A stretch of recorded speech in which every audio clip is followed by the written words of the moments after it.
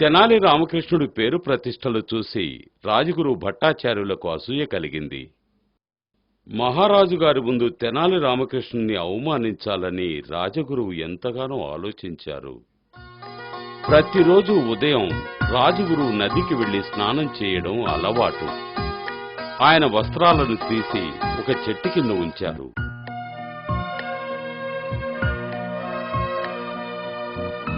తెనాలి రామకృష్ణుడు అటువైపు వచ్చాడు.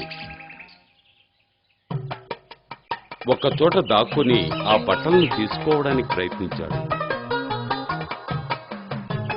రామకృష్ణుడు ఆయన బట్టలను తీసుకుని చెట్టు వెనుక దాక్కున్నాడు. ఆయన బట్టలు లేకపోవడం చూసి రాజగురువు కంగు తిన్నారు. ప్రణామములు రాజగురు. మీరు మీ దుస్తుల కోసం వెతుకుతున్నారా? అవి నా దగ్గరున్నాయి. అవి మీకివ్వాలంటే నేను చెప్పిన పనిని చేస్తానని నాకు ప్రమాణం చేయవలెను. సరే, నీకు ప్రమాణం చేస్తున్నాను. వెంటనే నా వస్త్రాలు ఇవ్వు. నన్ను మీ వీపు మీద ఎక్కించుకొని రాజమార్గం గుండా తీసుకువెళ్లవలను. తెనాలి రామకృష్ణ, నాతో హాస్యం ఆడుతున్నావా? నేను ఆస్థాన గురువుని. నేనే ఇలా చేశానంటే నాకు చాలా అవమానం. దాని గురించి నాకు అనవసరం. తెనాలి రామకృష్ణుడు చెప్పిన మాటలకు తెనాలి రామకృష్ణుని తన భుజాల మీద ఎక్కించుకుని అక్కడి నుంచి బయలుదేరాడు. కృష్ణదేవరాయలు తన మందిరం నుంచి ఎవరో ఒక మనిషిని తన భుజాల మీద ఎక్కించుకుని తీసుకెళ్లడం చూసి ఆశ్చర్యపడ్డాడు. ఇది చూసి ఆయన సహించలేకపోయాడు.